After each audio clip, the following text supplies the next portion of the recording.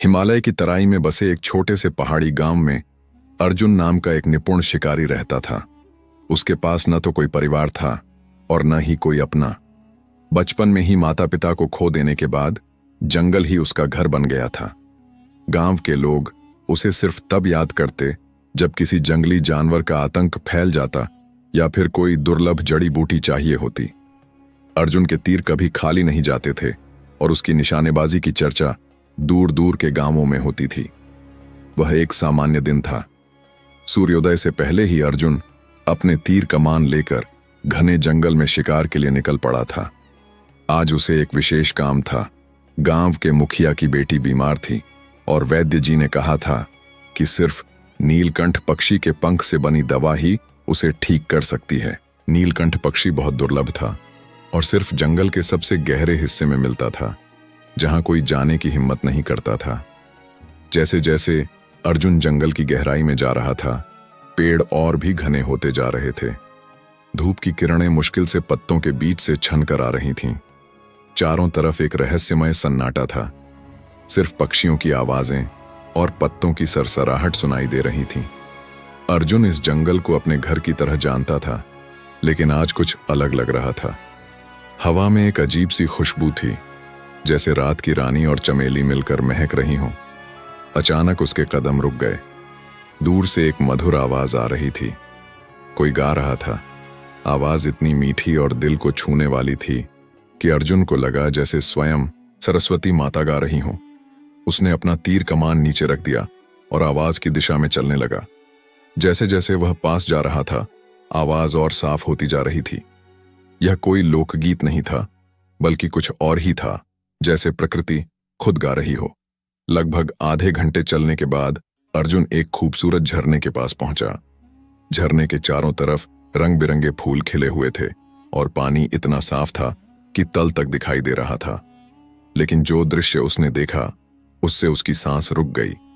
झरने के पास एक बड़े पत्थर पर एक अद्भुत सुंदर युवती बैठी थी। उसके लंबे काले बाल हवा में लहरा रहे थे और उसका चेहरा चांद की तरह चमक रहा था। वह एक सुनहरी साड़ी पहने हुई थी जिस पर चांदी की कढ़ाई चमक रही थी।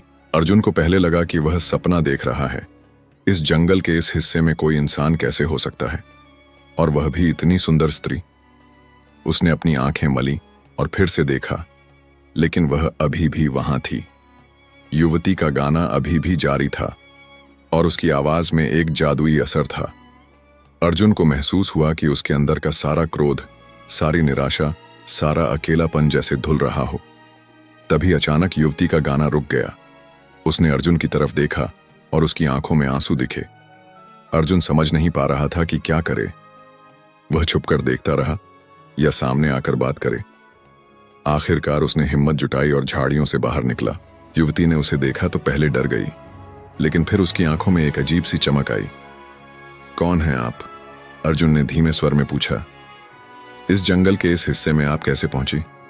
यहां तो कोई नहीं आता। युवती ने उसकी तरफ देखा और कांपती आवाज में कहा, मेरा नाम मृणालिनी है और आप मुझे दिख रहे हैं? उसकी आवाज में हैरानी थी। हाँ, बिल्कुल दिख रहे हैं, अर्जुन ने कहा। क्यों, क्या बात है? मृणालिनी की आंखों में आंसू आ गए। सालों बाद किसी ने मुझे देखा है। आपका नाम क्या है? अर्जुन। मैं शिकारी हूं, लेकिन आप यहां अकेली क्यों हैं? और आपको क्यों लग रहा था कि मैं आपको नहीं देख सकूंगा? मृणालिनी ने गहरी सांस ली। अर्जुन, यह नाम जैसे किसी पुरानी भविष्यवाणी का हिस्सा हो। क्या आप वाकई शिकारी हैं? अर्जुन ने अपना तीर कमान दिखाते हुए कहा, हां, यही मेरा पेशा है। लेकिन आपने अभी भी मेरे सवाल का जवाब नहीं दिया। मृणालिनी ने अपने आंसू पोंछे और धीमे स्वर में कहना शुरू किया, अर्जुन, मैं कोई सामान्य स्त्री नहीं हूं। मैं एक राजकुमारी हूं, या कहें कि थी, पास के राज्य की। लेकिन आज मैं एक श्रापग्रस्त आत्मा हूं जो न तो मर सकती हूं और न ही पूरी तरह जी सकती हूं। अर्जुन को यकीन नहीं हो रहा था। श्राप? यह सब क्या है? मृणालिनी ने आसमान की तरफ देखते हुए कहा, यह बात कई साल पहले की है। मैं अपने महल में खुशी से रहती थी। मेरे पिता एक न्यायप्रिय राजा थे और प्रजा उनसे बहुत प्रेम करती थी। मैं शिकार खेलने का बहुत शौक रखती थी और अक्सर जंगल में आया करती थी।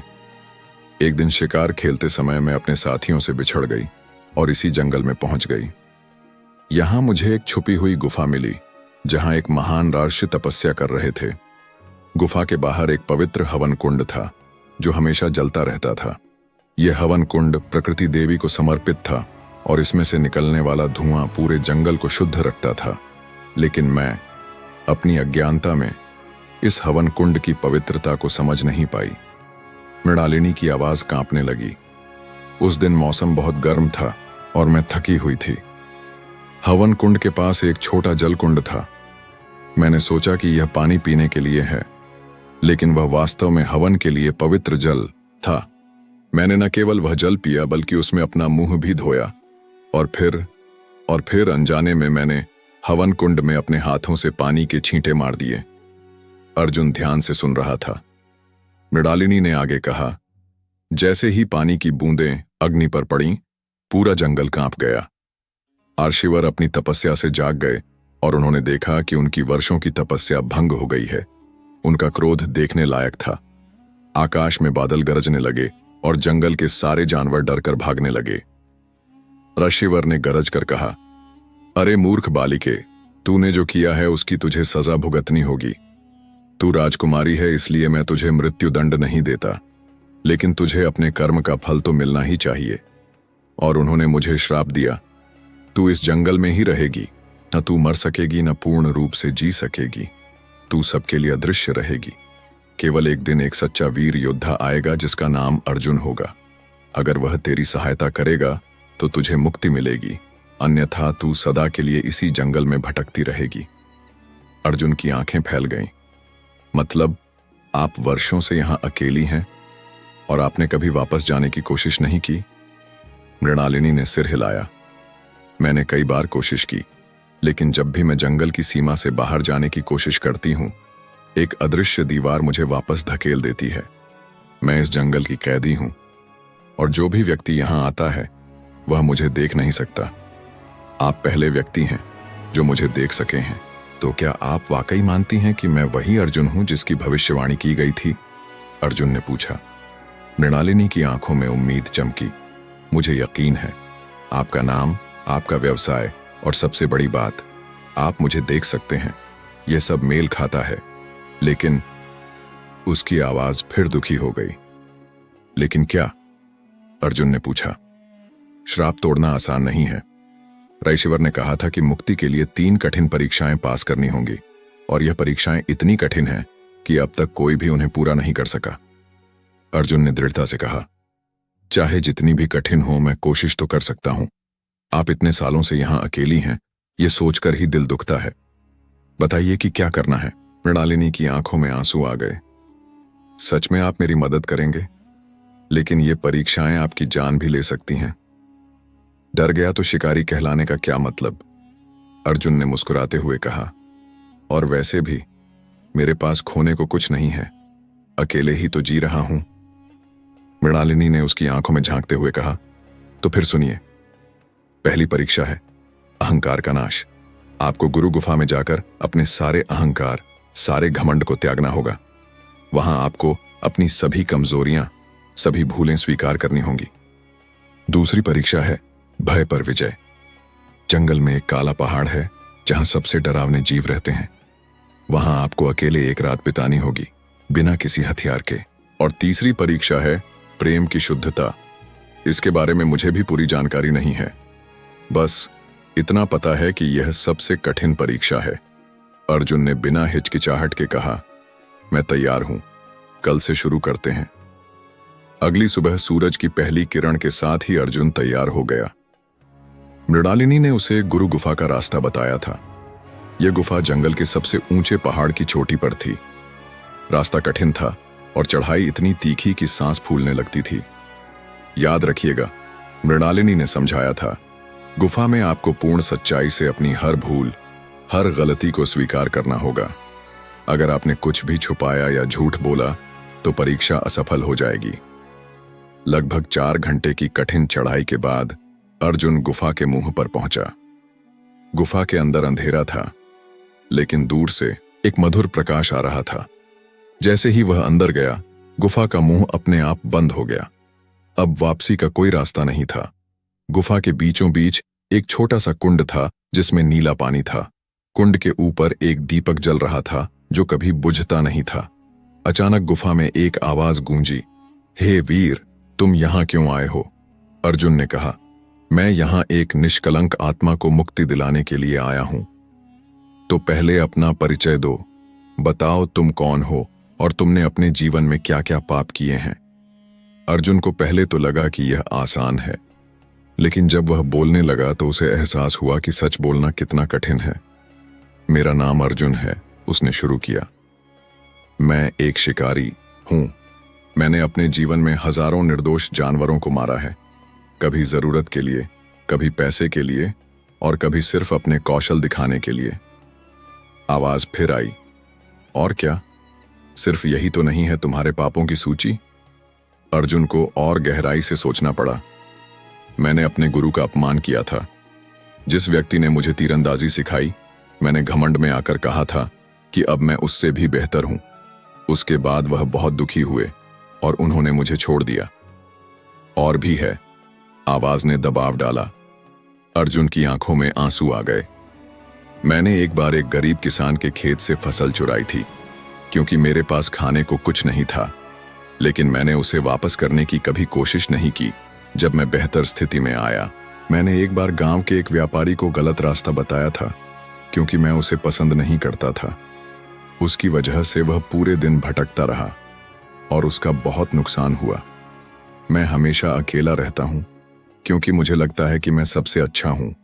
मैंने कभी किसी की सच्ची मदद नहीं की है, बिना बदले की उम्मीद के। जैसे जैसे अर्जुन अपनी गलतियां स्वीकार कर रहा था, उसका दिल हल्का होता जा रहा था, लेकिन साथ ही वह बहुत शर्मिंदा भी हो रहा था। आवाज फिर आई, और सबसे बड़ा पाप? अर्जुन का गला भर आया। सबसे बड़ा पाप यह है कि मैं हमेशा अपने को सही समझता था। मैं कभी माफी नहीं मांगता था। मैं समझता था कि मैं किसी के आगे झुकने से छोटा हो जाऊंगा। मेरा अहंकार इतना था कि मैं अपनी गलती मानने से डरता था। अचानक गुफा में तेज रोशनी फैल गई। कुंड का पानी सुनहरा हो गया और आवाज आई, तुमने सच्चाई से अपनी गलतियां स्वीकार की हैं। तुम्हारा अहंकार नष्ट हुआ। पहली परीक्षा में तुम सफल रहे। गुफा का दरवाजा खुल गया और अर्जुन बाहर निकला। वह एक अलग व्यक्ति बन गया था। उसके मन में अब वह घमंड नहीं था जो पहले था। वह समझ गया था कि सच्ची वीरता अपनी गलतियां मानने में है। जब वह वापस मृणालिनी के पास पहुंचा तो उसने देखा कि राजकुमारी की आंखों में नई चमक थी। आप सफल हुए, उसने खुशी से कहा। मैं महसूस कर सकती हूं कि आपके अंदर एक बदलाव आया है, अर्जुन ने सिर झुकाकर कहा। हां, लेकिन यह आसान नहीं था। अपनी सभी गलतियां स्वीकार करना बहुत कष्टकारी था, मृणालिनी ने कहा। यही तो सच्ची वीरता है। अब आप दूसरी परीक्षा के लिए तैयार हैं। दूसरी परीक्षा के लिए अर्जुन को काले पहाड़ पर जाना था। यह पहाड़ जंगल के सबसे डरावने हिस्से में था। लोग कहते थे कि यहाँ भूत प्रेत रहते हैं और रात में अजीब आवाजें आती हैं, लेकिन सबसे बड़ी बात यह थी कि यहाँ जंगल के सबसे खतरनाक जानवर रहते थे। याद रखिए, मृणालिनी ने समझाया, आप वहां कोई हथियार नहीं ले जा सकते, न तीर, न कमान, न कोई चाकू। आपके पास सिर्फ आपका साहस होगा। अर्जुन के लिए यह बहुत कठिन था। वह हमेशा अपने हथियारों पर भरोसा करता था। बिना हथियार के जंगल में जाना, वह भी रात को, यह आत्महत्या के समान था। शाम को सूरज डूबने से पहले अर्जुन काले पहाड़ की तलहटी में पहुंच गया। पहाड़ की मिट्टी वाकई काली थी और हवा में एक अजीब सी बदबू थी। चारों तरफ सन्नाटा था, जैसे सभी जीव यहां आने से डरते हों। जैसे ही रात उतरी, परीक्षा शुरू हो गई। पहले तो कुछ नहीं हुआ, लेकिन फिर धीरे धीरे अजीब आवाजें आने लगीं। कहीं चीखने की आवाज, कहीं रोने की, कहीं हंसने की। अर्जुन को पहले तो लगा कि यह सिर्फ हवा की आवाज है, लेकिन आवाजें और तेज होती गईं। मध्य रात्रि के समय अर्जुन ने देखा कि उसकी तरफ जोड़ी भर चमकती आंखें आ रही हैं। पहले एक जोड़ी, फिर 2, फिर 10, फिर सैकड़ों। चारों तरफ जंगली जानवरों की आंखें चमक रही थीं। भेड़िए, तेंदुए, भालू सभी उसे घेर रहे थे। अर्जुन का दिल जोर से धड़क रहा था। पहली बार उसे लगा कि कहीं उसने गलत फैसला तो नहीं लिया, लेकिन फिर उसे मृणालिनी की आंखें याद आईं। वह उम्मीद वह विश्वास जो उसने उसमें देखा था। अर्जुन ने गहरी सांस ली और अपने डर को काबू करने की कोशिश की। उसने जानवरों से बात करना शुरू किया। मैं यहां किसी को नुकसान पहुंचाने नहीं आया हूं, मैं सिर्फ एक परीक्षा दे रहा हूं। अचानक सबसे बड़े भेड़िए ने आगे बढ़कर गुर्राना शुरू किया। अर्जुन ने हिम्मत दिखाते हुए उसकी आंखों में देखा और कहा, मैं तुमसे नहीं डरता। तुम मुझे मार सकते हो, लेकिन मैं यहां से नहीं भागूंगा। यह सुनकर भेड़िया रुक गया। बाकी जानवर भी हैरान लग रहे थे। फिर अचानक एक आवाज आई, लेकिन यह किसी जानवर की नहीं थी, यह किसी इंसान की थी। तुम वाकई डर नहीं रहे? आवाज ने पूछा। डर तो रहा हूं, अर्जुन ने ईमानदारी से कहा, लेकिन मैंने एक वादा किया है और उस वादे के आगे मेरा डर छोटा है। अचानक सभी जानवर गायब हो गए और उनकी जगह एक सफेद दाढ़ी वाले बुजुर्ग आदमी खड़े थे। मैं इस पहाड़ का संरक्षक हूं, उन्होंने कहा। मैं यहां आने वाले हर व्यक्ति की परीक्षा लेता हूं। तुम पहले व्यक्ति हो जिसने भय के सामने हार नहीं मानी। अर्जुन ने कहा, मैं कोई वीर नहीं हूं, मैं भी डरता हूं, लेकिन मैंने सीखा है कि डर से भागना समाधान नहीं है। बुजुर्ग मुस्कुराए। यही तो सच्ची वीरता है, डर न करना नहीं, बल्कि डर के बावजूद भी अपना कर्तव्य निभाना। तुम दूसरी परीक्षा में भी सफल हुए। रात कटने के बाद जब अर्जुन वापस मृणालिनी के पास पहुंचा तो वह और भी चमक रही थी। 2 परीक्षाएं हो गईं। उसने खुशी से कहा, अब बस एक ही बची है, लेकिन सबसे कठिन अभी बाकी है। अर्जुन ने कहा, तीसरी परीक्षा के बारे में बताइए। मृणालिनी की आंखों में चिंता आ गई। तीसरी परीक्षा के बारे में मुझे भी पूरी जानकारी नहीं है, बस इतना पता है कि यह प्रेम की परीक्षा है और यह आपको तय करना होगा कि आप मुझे सच में मुक्ति दिलाना चाहते हैं या फिर क्या? अर्जुन ने पूछा। मृणालिनी ने आंखें नीची कर लीं। या फिर आप चाहते हैं कि मैं हमेशा आपके पास रहूं? तीसरी परीक्षा की तैयारी के दिनों में अर्जुन और मृणालिनी के बीच एक अजीब सा रिश्ता बन गया था। दिन भर वे साथ रहते, बातें करते, हंसते खेलते। अर्जुन को पहली बार लगा था कि उसकी जिंदगी में कोई अपना है। मृणालिनी भी अर्जुन से बहुत लगाव महसूस करने लगी थी।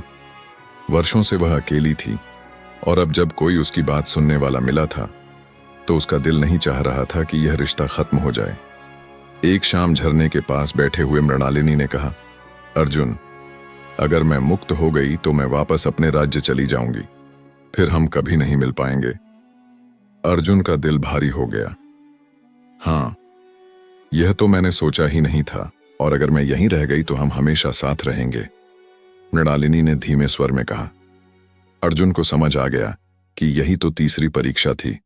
उसे चुनना था कि वह अपने प्रेम को चुनेगा या मृणालिनी की मुक्ति को। अगले दिन सुबह जब तीसरी परीक्षा का समय आया तो आर्षिवर स्वयं प्रकट हुए, वही आर्षि जिन्होंने मृणालिनी को श्राप दिया था। तो तुम हो अर्जुन, ऋषिवर ने कहा। तुमने पहली 2 परीक्षाएं पास कर लीं, अब अंतिम परीक्षा का समय है। मैं तैयार हूं गुरुजी, ऋषिवर ने कहा। तुम्हारे सामने 2 विकल्प हैं। पहला, तुम मृणालिनी का श्राप तोड़ दो, वह मुक्त हो जाएगी और अपने राज्य वापस चली जाएगी। तुम फिर से अकेले हो जाओगे। दूसरा, तुम चाहो तो उसका श्राप यहीं रह सकता है। तुम दोनों इस जंगल में हमेशा के लिए साथ रह सकते हो। वह तुम्हारे अलावा किसी और को दिखेगी भी नहीं। अर्जुन की सांस रुक गई। यह फैसला करना बहुत कठिन था। एक तरफ मृणालिनी की मुक्ति थी, दूसरी तरफ उसका अपना प्रेम। लेकिन याद रखो, आर्षिवर ने आगे कहा, सच्चा प्रेम वही है जो प्रियजन की खुशी में अपनी खुशी देखे। अगर तुमने अपने स्वार्थ के लिए उसे यहां रोक लिया तो यह प्रेम नहीं बल्कि मोह होगा। अर्जुन ने मृणालिनी की तरफ देखा। वह चुपचाप खड़ी थी, उसकी आंखों में आंसू थे। वह भी नहीं चाहती थी कि अर्जुन को यह कठिन फैसला लेना पड़े। अर्जुन ने गहरी सांस ली और अपना फैसला सुनाया। गुरुजी, मैं मृणालिनी से प्रेम करता हूं, लेकिन सच्चा प्रेम यह नहीं है कि मैं उसे अपने पास रोक लूं। सच्चा प्रेम यह है कि उसकी खुशी के लिए मैं अपने दुख को सह लूं। मैं चाहता हूं कि मृणालिनी का श्राप टूटे और वह अपने राज्य वापस जाकर खुशी से रहे। मृणालिनी ने रोते हुए कहा, लेकिन अर्जुन, मैं भी तुमसे प्रेम करने लगी हूं। मैं तुम्हें छोड़कर कैसे जा सकती हूं? अर्जुन ने उसके पास जाकर कहा, मृणालिनी, तुम एक राजकुमारी हो। तुम्हारी प्रजा तुम्हारा इंतजार कर रही होगी। तुम्हें अपना कर्तव्य निभाना चाहिए और मैं हमेशा तुम्हारे दिल में रहूंगा। ऋषिवर मुस्कुराए। यही तो सच्चे प्रेम की परीक्षा थी। तुमने अपने स्वार्थ को छोड़कर प्रिया की भलाई को चुना। तुम तीनों परीक्षाओं में सफल हुए। अचानक आकाश में बिजली चमकी और एक तेज रोशनी फैल गई। मृणालिनी के चारों ओर सुनहरी रोशनी घूमने लगी। श्राप टूट गया है, ऋषिवर ने घोषणा की। मृणालिनी अब पूरी तरह मुक्त थी। वह अब किसी भी इंसान को दिख सकती थी और जंगल से बाहर भी जा सकती थी। लेकिन खुशी के बजाय दोनों के चेहरे पर उदासी थी। उन्हें पता था कि अब उन्हें अलग होना पड़ेगा। जैसे ही श्राप टूटा, ऋषिवर ने अर्जुन की तरफ देखा और कहा, वत्स, तुमने बहुत बड़ा त्याग किया है। तुम्हारे इस निस्वार्थ प्रेम से मैं बहुत प्रभावित हूं। गुरुजी, मैंने कोई त्याग नहीं किया, अर्जुन ने कहा। मैंने सिर्फ वही किया जो सही था। ऋषिवर मुस्कुराए। यही तो तुम्हारी महानता है। तुम्हें अपने त्याग का भी अहंकार नहीं है। लेकिन मैं एक गुरु हूं और गुरु अपने योग्य शिष्य को खाली हाथ नहीं भेजता। मृणालिनी और अर्जुन दोनों ने हैरानी से ऋषिवर की तरफ देखा। मृणालिनी, ऋषिवर ने कहा, तुम्हें श्राप इसलिए मिला था कि तुमने अपनी अज्ञानता में पवित्र अग्नि को अशुद्ध किया था। लेकिन इन वर्षों में तुमने बहुत कष्ट सहे हैं और तुम्हारा हृदय शुद्ध हो गया है। अब तुम पहले से भी बेहतर इंसान बन गई हो। और अर्जुन, उन्होंने आगे कहा, तुम भी शुरू में एक अहंकारी शिकारी थे, लेकिन इन परीक्षाओं ने तुम्हें एक महान व्यक्तित्व बनाया है। तुमने अपना अहंकार त्यागा, भय पर विजय पाई और सबसे बढ़कर निस्वार्थ प्रेम का परिचय दिया। इसलिए मैं तुम दोनों को एक वरदान देता हूं। मृणालिनी, तुम अपने राज्य जा सकती हो और वहां की रानी बन सकती हो। लेकिन अगर तुम चाहो तो अर्जुन के साथ यहीं रह सकती हो। यह तुम्हारी मर्जी है। और अर्जुन, तुम्हें भी अधिकार है कि तुम मृणालिनी के राज्य में जाकर वहां के सेनापति बन सको या फिर यहीं अपना जीवन बिता सको। फैसला तुम दोनों का है। यह सुनकर अर्जुन और मृणालिनी दोनों खुशी से भर गए। उन्हें अलग नहीं होना पड़ेगा। लेकिन ऋषिवर ने आगे कहा, यह निर्णय सोच समझ कर लेना, प्रेम में अंधे होकर नहीं, बल्कि विवेक से। अर्जुन और मृणालिनी ने एक दूसरे की तरफ देखा। दोनों के मन में एक ही ख्याल था। मृणालिनी ने पहले बात की, अर्जुन, मैं एक राजकुमारी हूं और मेरा फर्ज है कि मैं अपनी प्रजा की सेवा करूं। लेकिन मैं यह काम अकेले नहीं करना चाहती। मैं चाहती हूं कि तुम मेरे साथ चलो और हमारे राज्य को और भी समृद्ध बनाने में मदद करो। अर्जुन ने कहा, मृणालिनी, मैं एक साधारण शिकारी हूं। मुझे राजकाज के बारे में कुछ नहीं पता। क्या मैं तुम्हारे काम का हो सकूंगा? ऋषिवर हंसे। अर्जुन, तुमने जो गुण दिखाए हैं, ईमानदारी, साहस, निस्वार्थता, यही तो एक अच्छे शासक के गुण हैं। और तुम्हारी तीरंदाजी का हुनर राज्य की सुरक्षा के लिए बहुत उपयोगी होगा। तो फिर तय रहा। मृणालिनी ने खुशी से कहा, हम दोनों राज्य चलेंगे और साथ मिलकर एक आदर्श राज्य बनाएंगे।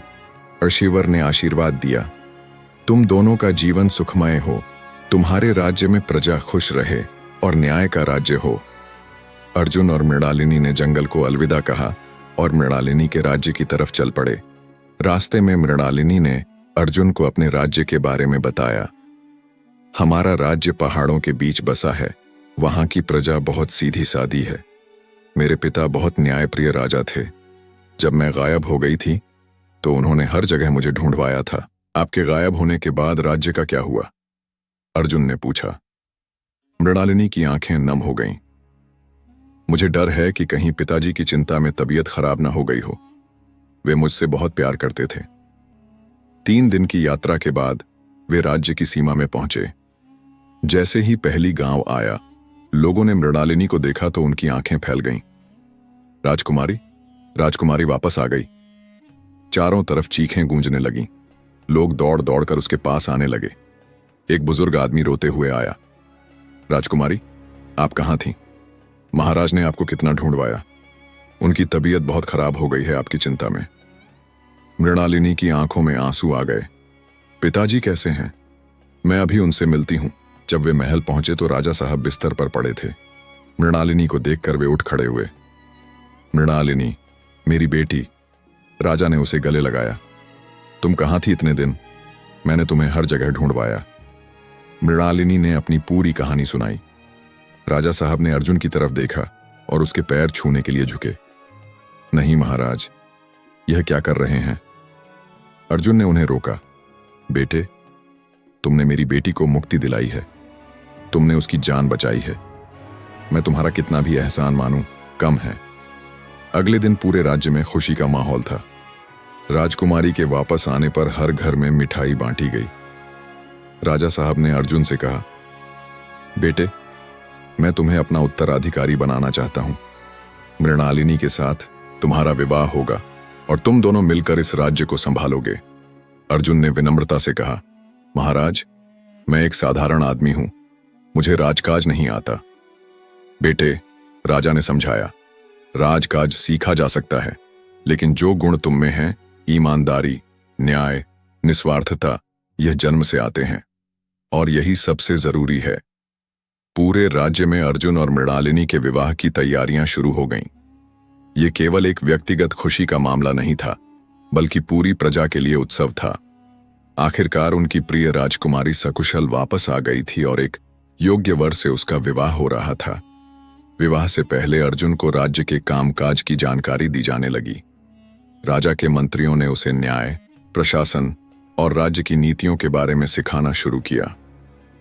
अर्जुन एक तेज बुद्धि का व्यक्ति था और उसने जल्दी ही सब कुछ सीख लिया।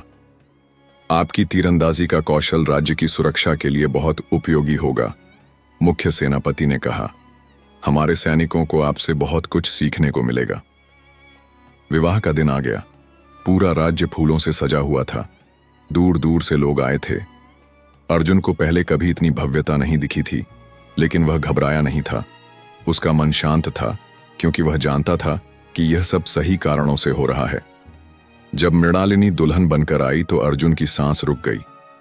वह पहले भी सुंदर थी, लेकिन आज वह किसी देवी की तरह लग रही थी। लाल रंग की साड़ी में सुनहरे गहनों से सजी वह अद्भुत दिख रही थी। विवाह की रस्में पूरी हुईं। अग्नि के सामने 7 फेरे लेते समय दोनों ने एक दूसरे से वादे किए। अर्जुन ने कहा, मृणालिनी, मैं वादा करता हूं कि हमेशा तुम्हारा साथ दूंगा। तुम्हारी खुशी मेरी खुशी होगी और तुम्हारा दुख मेरा दुख। मृणालिनी ने कहा, अर्जुन, मैं वादा करती हूं कि तुम्हारे साथ मिलकर इस राज्य को स्वर्ग बनाऊंगी। हमारी प्रजा हमेशा खुश रहेगी। विवाह के बाद अर्जुन को राजकुमार की उपाधि मिली। अब वह सिर्फ एक शिकारी नहीं था, बल्कि भावी राजा था। शुरुआत में अर्जुन को कुछ कठिनाई हुई। राजमहल का जीवन उसके लिए बिल्कुल नया था, लेकिन मृणालिनी ने उसकी हर कदम पर मदद की। चिंता मत करो, मृणालिनी ने उसे समझाया। मैं भी तो वर्षों से इस सब से दूर थी। हम दोनों मिलकर नया सीखेंगे। धीरे धीरे अर्जुन ने राजकाज में हाथ डालना शुरू किया। उसकी पहली चिंता थी न्याय व्यवस्था को बेहतर बनाना। उसने देखा कि गरीब लोगों को न्याय मिलने में काफी समय लगता था। हमें ऐसी व्यवस्था बनानी चाहिए जहां हर व्यक्ति को जल्दी और सही न्याय मिले, अर्जुन ने मंत्रियों से कहा। उसने एक नई प्रणाली शुरू की, जहां हर सप्ताह राजकुमार खुद लोगों की शिकायतें सुनता था। गरीब अमीर सभी की बात सुनी जाती थी। अर्जुन और मृणालिनी के शासन में राज्य में कई बदलाव आए। उन्होंने मिलकर एक ऐसी व्यवस्था बनाई जहां प्रजा की हर समस्या का समाधान था। अर्जुन की तीरंदाजी का कौशल राज्य की सुरक्षा के लिए बहुत उपयोगी साबित हुआ। उसने सैनिकों को नई तकनीकें सिखाईं। राज्य की सुरक्षा इतनी मजबूत हो गई कि कोई भी शत्रु आंख उठाकर देखने की हिम्मत नहीं करता था। मृणालिनी ने महिलाओं और बच्चों की शिक्षा पर विशेष ध्यान दिया। उसने कई स्कूल खुलवाए जहां लड़कियां भी पढ़ सकती थीं। शिक्षा सिर्फ राज परिवार का अधिकार नहीं होनी चाहिए, मृणालिनी ने कहा। हर बच्चे को पढ़ने का अधिकार है। राज्य में कोई भी व्यक्ति भूखा नहीं सोता था। अर्जुन और मृणालिनी ने मिलकर ऐसी व्यवस्था बनाई थी कि हर गरीब परिवार को काम मिल जाता था। एक दिन एक बुजुर्ग किसान राजकुमार से मिलने आया।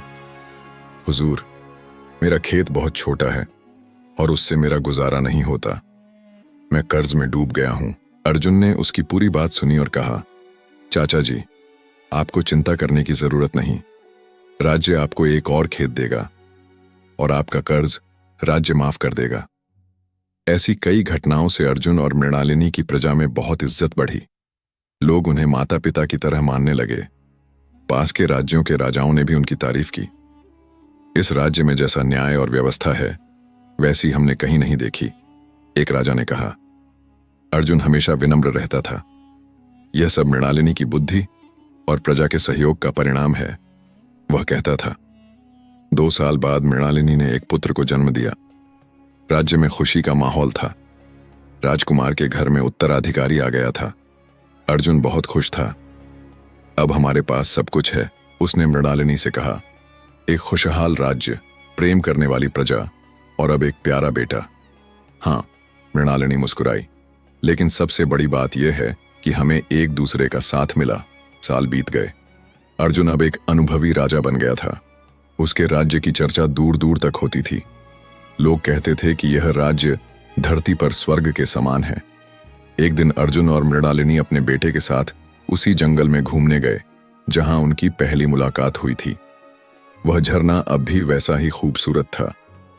याद है, इस जगह पर हमारी पहली मुलाकात हुई थी, मृणालिनी ने कहा। कैसे भूल सकता हूं, अर्जुन मुस्कुराया। उस दिन मैं सिर्फ एक शिकारी था और आज भी तुम वही अर्जुन हो जिससे मैं प्रेम करती हूं, मृणालिनी ने कहा। बस अब तुम्हारे पास जिम्मेदारियां ज्यादा हैं। उनका बेटा पानी में पत्थर फेंकने में मजे ले रहा था। देखने में वह बिल्कुल अर्जुन की तरह लग रहा था, लेकिन उसमें मां की बुद्धि भी थी। पिताजी, आप पहले क्या करते थे? लड़के ने पूछा। मैं शिकारी था बेटा, लेकिन अब मैं अलग तरह का शिकार करता हूं। अलग तरह का शिकार मतलब? अब मैं गरीबी, अन्याय और दुख का शिकार करता हूं और उन्हें हराकर खुशी, न्याय और समृद्धि लाता हूं।